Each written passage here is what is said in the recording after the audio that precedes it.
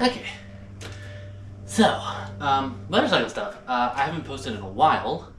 Not because I haven't been mountain biking, but because I just haven't been doing anything kind of crazy or original.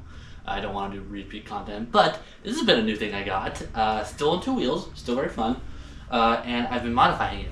With the Quickshifter, the Speed 400, I have not seen many videos on it. Actually, I haven't seen none. So I'm going to do one for it to see how it goes. So this is learning while I'm going, so we'll see how it works. So the way I'm probably going to do this is GoPro, wide angle, kind of fun. Any of the close-ups I'm probably going to do with my phone, just to kind of get in there a little bit more. I don't really want to be moving the GoPros. I have a lot of fun camera ideas for when we do the test ride with the Quickshifter on this, but until that point it's going to be GoPro and phone. But to go over what we have, the Quickshifter I'm using that I got is the Heel Tech Quickshifter. So hopefully that focuses. Yeah. So this is the one I found online. It seemed like it was one of the best ones. There's a lot of universal ones that they have, and I think it's one of the only ones that they have for the Speed 400, if not the only one for the Speed 400. I think the first step is seat and tank off, because I have to find the ignition, sorry, not the ignition, the fuel injection cable, and plug in the harness on that. So that's going to be the first part. This is not going to be a very thought out video. This is going to be kind of as the shoe flies, or however that saying goes. Get off. Because I didn't have a plan for this. I don't know it. I've never done it before, so don't know what's going to happen, and we're going to figure it out together. Basically, there's from the bike, you took the seat off. There's this bolt here that holds the tank on. Actually, it might be that one as well. No, I think it's just that long one. And then the fuel injection, from what I was able to figure out, is right up in there. I'm trying to block the shadow. I'll put an arrow onto it, block the sunlight. That's going into the engine, and apparently it's probably a bit easier than the ignition coil, which is way up there. So, gonna be doing that. And I haven't figured out where I'm gonna put the actual box yet. I'm thinking right here. It's 2 10 mils, of course, because why wouldn't it be? Hopefully this isn't a time lapse of me struggling for a while. I've never really understood how. Alright, and I just confirmed that it is the right one, since it is only a twin wire, which is what we have, and I think I just got it. Sick. When it's unplugged, let me come in from the side. Unplugged, wire looks like this. Down there, that is the one that you unplugged it from. Alright, so I figured it out. It's that little thing here. So if I zoom out from the bike, you have the injector, or you have the fuel line coming from that down into that little bit right there. And then the actual part that does the injecting is that right there. So I had to pull up this little cover right here. And then that showed me the little button, and that just means that's what I have to connect. Zoom out a little bit. So I have to connect this guy to. And then this one is connected together because this is a harness for both single and twin cylinder. And since we only have one cylinder on the lovely Speed 400, this one can be connected together. And this one is what gets spliced in. And that's all in the documentation as well. All right, I'm trying to figure out how I want to route this over there. And I think I want to come down here, but I don't know where that routes to. Let me see what the tank looks like down. So basically, when this comes down, there's room enough for this fuel line. So that's confidence enough for me to put the cable over top of this bar, kind of going straight through here. Let's see, make sure. Yeah, right over this bar, which is the same bar, to the fuel injector. That's what I'm going to do. There we go. That. We're going to get this one onto that one and down there. I'm just basically talking to myself and then just speaking out loud whatever I think, so apologies if it's somewhat random. Sorry, I didn't mean to hit the camera there. Okay, get that all out. And looking nice and pretty. This is gonna go somewhere, I don't know where yet. I think I'm good to get this thing to go back down. This is gonna route it through it there. Good.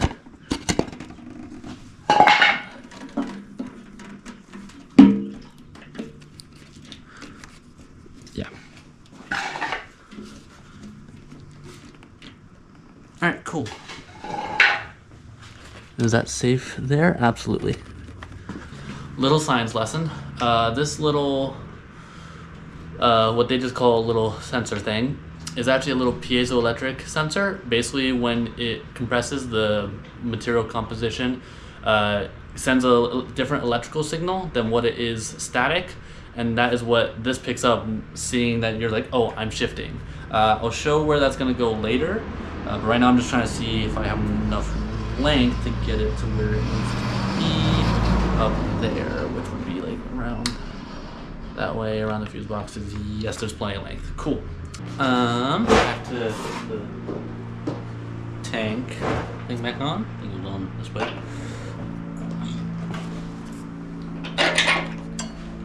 I wish there was a torque rating for this. I'm just gonna do it nice and tight.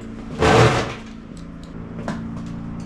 know where you're going, so I just need to attach this guy to you. I'm hoping it's also a 10 mil. Huzzah! Sorry, Mr. Tank. Something I've noticed that me and my family have discussed is we are weird in the sense that, is that gonna fall? We're weird in the sense that we talk to our vehicles a lot. Which I think that's the reason why they've lasted so long and have been kind to us and haven't had any sort of large fix item. I just made a discovery. This would be way better if it was sitting over here, because that's way more space for it. I can put it underneath that. I can put it under there-ish. Yeah, way more space on this side. Nice little pocket, so this will just sit like here. Then, yeah, that's way better. All right, cool. This, do I want that to be that way? Actually, I don't know. I do. Do I? I do. No, I don't. Maybe I do. I don't. I'm changing that. Although this might be too annoying to get off, I'll be honest. That was actually a lot easier than I thought it was. I'll show you, just in case anyone else is having this issue. So basically, there's a little tab, this little tab right here, that lifts up like so, uppy, and that gets out of the way of this little nub. I was trying to push down in that hole, or push that down, and that's not actually where the tabs are. So yeah, pull up on that tab. Sorry, my filming is terrible, by the way. I do apologize. Pull up on that tab, it'll pull it off, and that'll make it a lot easier. Discoveries. Here, a little bit cleaner. Move just some of the pins down. Yep, that's much better. Okay, much cleaner. Now plug that back in, and I'm gonna use the zip ties to get this all organized. It has been a little while since I've uploaded on YouTube. This is gonna be one of the first videos. It actually will be the first video of 2026. But yeah, kind of the reason why I haven't uploaded is, again, just because nothing's been, I haven't done anything super crazy new. It's all been kind of just having fun, repeating what I've done, which is fine. I just don't want to repeat content. YouTube has always been about me just having fun with what I enjoy doing. I mean, you know, that's why I'm doing this, because this is something that I enjoy a lot. I have been enjoying a lot, and I just haven't seen any videos out there, so hopefully this can help some people with kind of either similar projects or just enjoy the content I'm making, which that's not going to fit there. I do wish that there was a bit more customality to the harnesses, to where it's a bit more fitted, but obviously that would make this kit, you know, what was already like $400, it would make this even more, so I'm not gonna complain about that too much. Alright, now time for the strain gauge. Okay, so putting it right here means I have to take that off, which is actually quite interesting. How does this come off? Alright, figured it out. It's this guy right here on the back of the shift nubby. because it's, you know, it's up. So you want it, it's up, so it's going to be pushing that rod. So yeah, we can put it there. The way it works is you put it on the rod if it's upshifting, and then you put it on this little nut here if you want it to be for both up and down shifts. But because you might be able to get it to rev match, but I'm not going to have that functionality with this bike, so I don't want it to cut ignition when I'm downshifting. So I'm going to put it just on that spot. So discovery, this is actually a nut, which works out great for what I want to do, which is the right one. This then comes off. I think what I'm actually going to try and do is I think I'm going to hold on to that, and I'm going to thread that in a little bit, because this is going to get a little bit longer. Like so. I don't actually know how tight you're supposed to do this. I would assume you don't want to be crazy tight, but there is also going to be a calibration phase for this. So, oh, that needs to be actually facing up. Okay. So, you have this figured out now. What I ended up doing was I did loosen these. You can basically just put it's a 10 mil on those two nuts, and then you just loosen them. One's reverse, one's normal. I don't know which is which. And then you just loosen those, and then you're able to take this fully threaded out of that one, keep that one in, thread that one in further than that one to start with, then start threading this one back in. That way you have a little bit extra space for that little sensor, and then you can put it all back together. This one back here is an 11 mil that you can tighten on there, and then after that you are all set to go. The way I routed it was I put it up here, went a little zigzaggy around those two things, up the side. I'm gonna be zip tying it. Oops, sorry, up the side here, and up through this right by the keyhole. Comes up through there, and then I'll get it routed along with the other piece up to the back sensor. That's how that's going to be. Sort of videography. Yeesh, not good on iPhone. Anywho. Right, surprisingly, I think it's actually already time to start up this thing. Yeah, the Speed 400 is actually a relatively smaller bike, so there's actually quite a bit of little excess cable. Oh, actually, we actually just got an Amazon delivery, and I actually know what that is. It's a little wind sock thing for one of the GoPros, so that way on the ride, hopefully I have better wind sound. Previously, I've had nothing, and it's been okay, but this hopefully will be a bit better.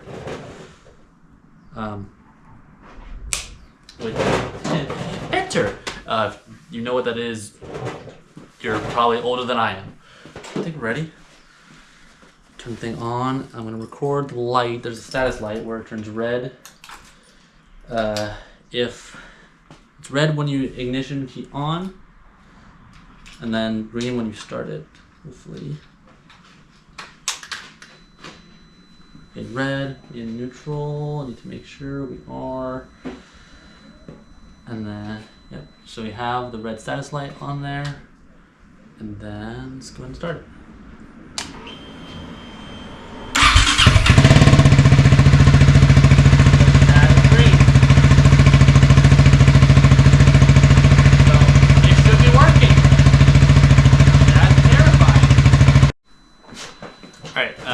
Got it into this setup wizard. I think I just needed to do the Wi-Fi thing a little bit differently.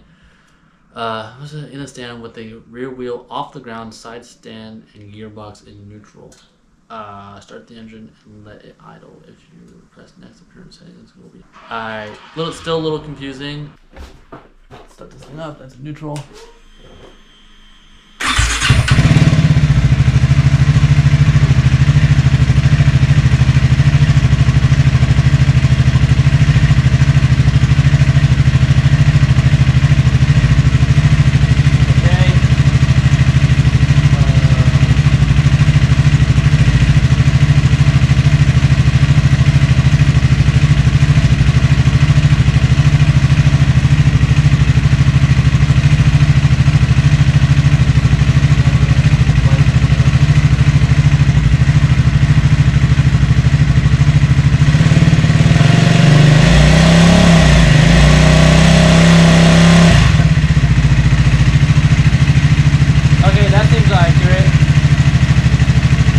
get the pulses per rev, 0.5, matches RPM wise, that's correct, and 4,000 RPM on attack.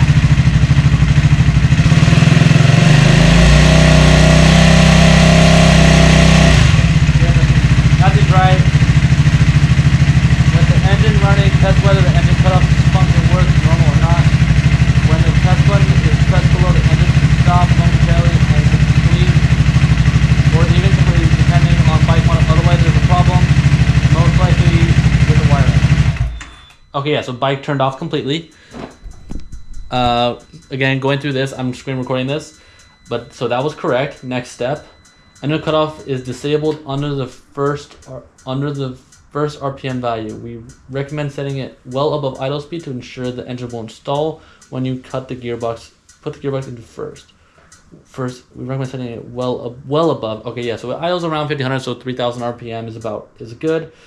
Setting the last RPM. Set the RPM number where the red zone starts on your tachometer when the cutoff times are managed manually.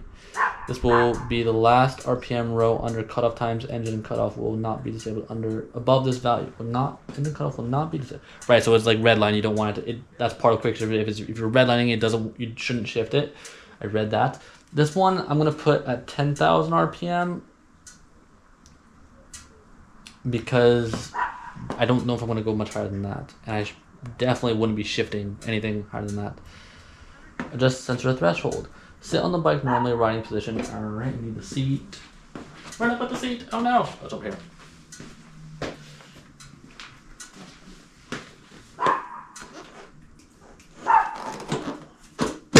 Cool.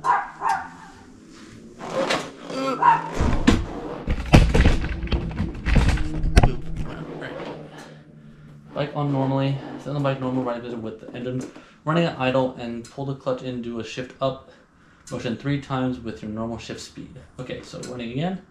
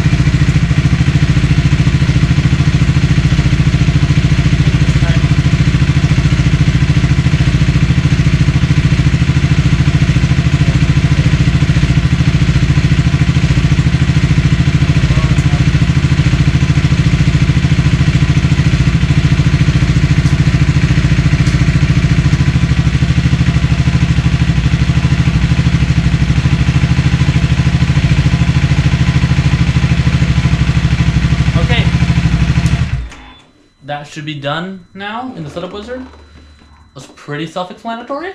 Just had to run through it with it. Bike's making noises. It's probably not too happy since it's just sitting still right now. Yeah, okay.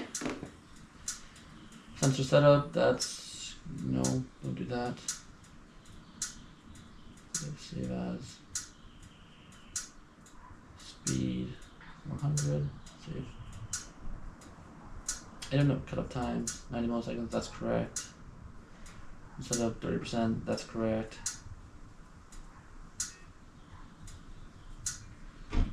RPM setup, that is correct as well. Cut off test, 100 milliseconds, okay. Pulses per rev, that should be right as well, okay. Alright, yeah, I think it's alright. I think we're ready for a test ride, which is going to be crazy. I have a couple cameras set up, so it might be a little bit, but should be good to go. I'll see you out on the road. Alrighty, so this is the first time I have done any sort of video recording on a motorcycle. Kind of fun. I only used the Quickshifter once on the way from the house to here, just to make sure it worked, and that was from like 5th to 6th. So that's all I know. It does work, and we're gonna have some fun. So I gotta make sure the cameras are recording. Yes, yes, yes. I might do another lap with a camera on here looking back at me, just for, you know, production level. But yeah, let's go ahead and throw it on. Obviously, you guys heard earlier, I have an exhaust on this thing, so you'll maybe hear a little bit more with that, with the camera back there. Let's go. I don't know when I'll be able to talk, because you probably won't be able to hear me at any time, but basically the plan is I'm going to go out here, turn right, and then just try and hit the quick shifter up to 5th, basically.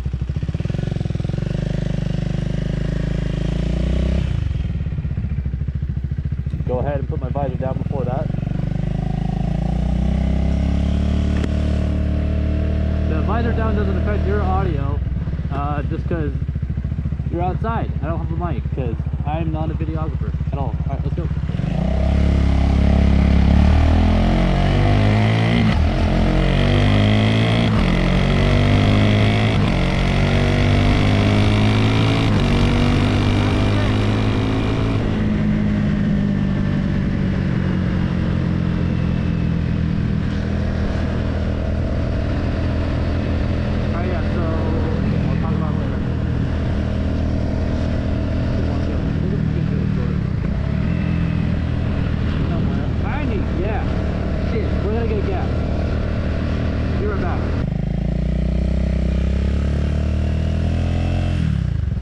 Okay, so now that we have gas, and I can give you some of my first thoughts on it.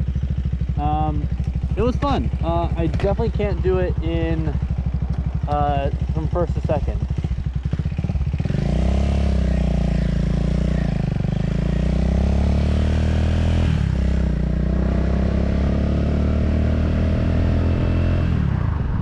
Yeah, first to second was too big of a jump for it.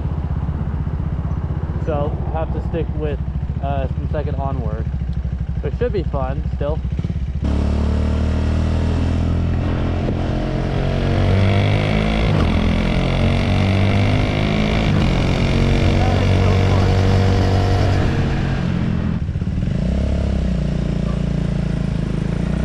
Some nice mountain bikes.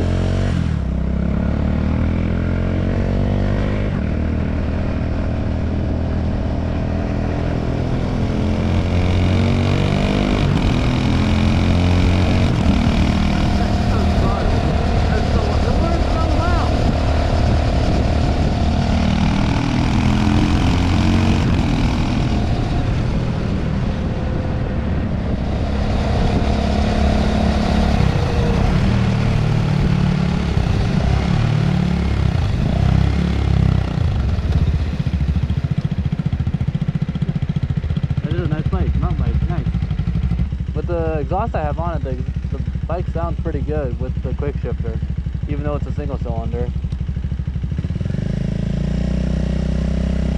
Let's see if I can shift normally.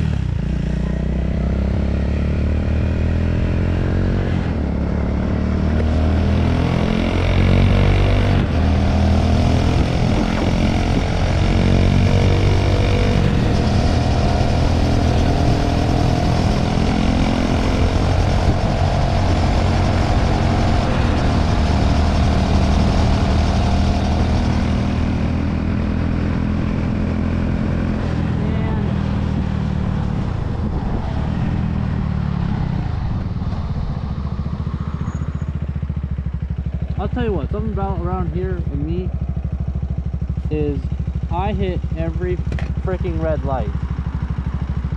I have no idea why.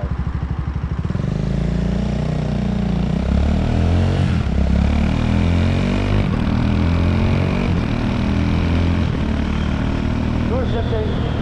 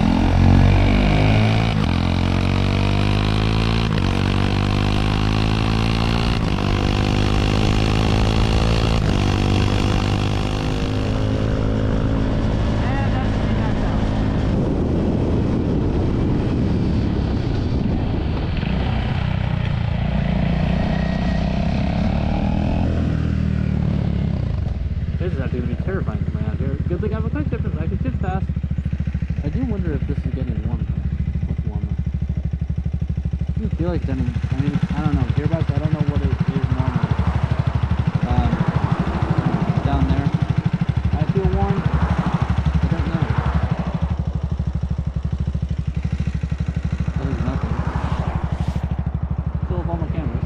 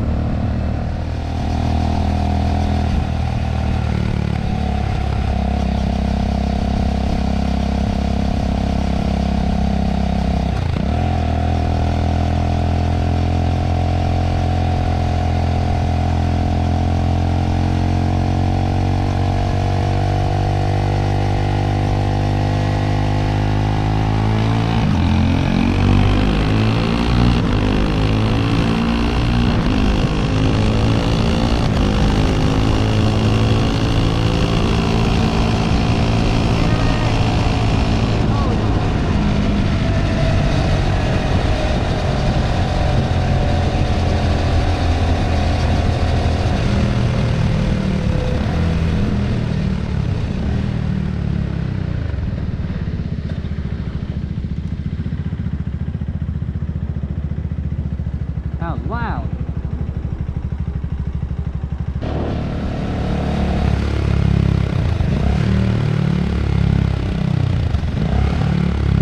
Obviously it's the same going downshift because you don't have auto blip.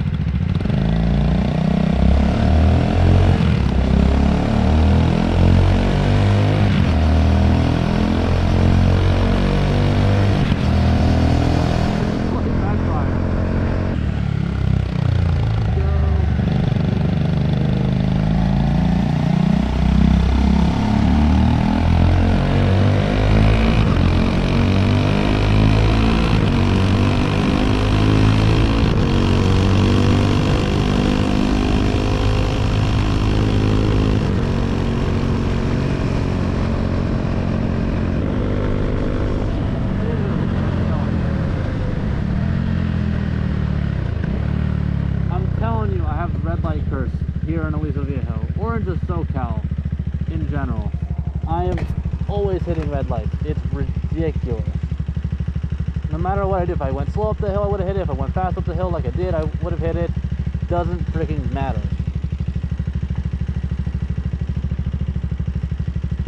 Camera.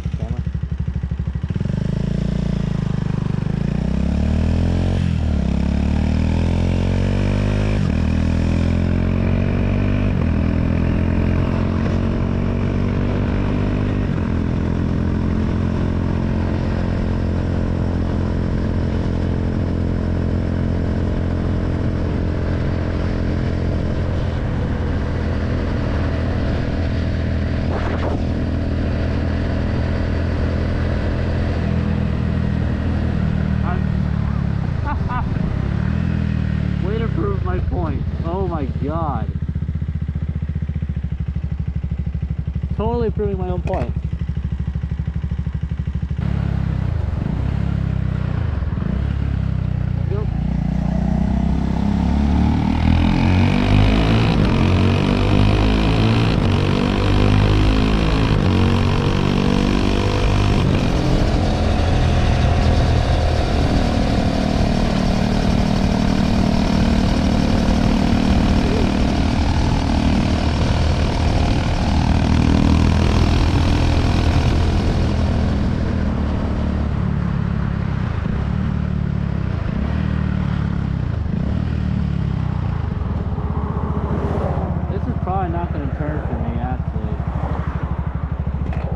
I've just smarted myself because I don't think this is going to change for me to go.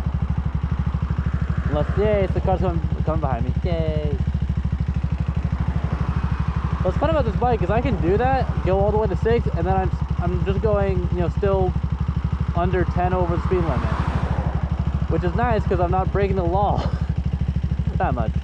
But it's very fun. Should get a green light here in a second. Actually, they're gonna get in first. Still waiting here. The sun is very bright. They got a green light.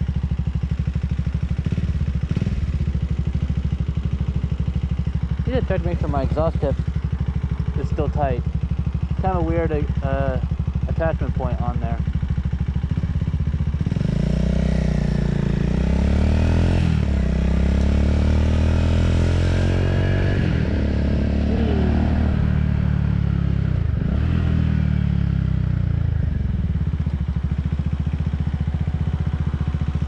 Yeah, it's warm out. I don't want it to go though. Maybe this will turn green for me as well.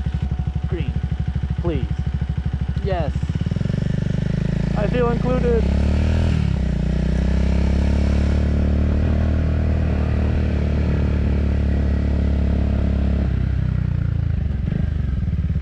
Stop because, you know, we're law-abiding citizens.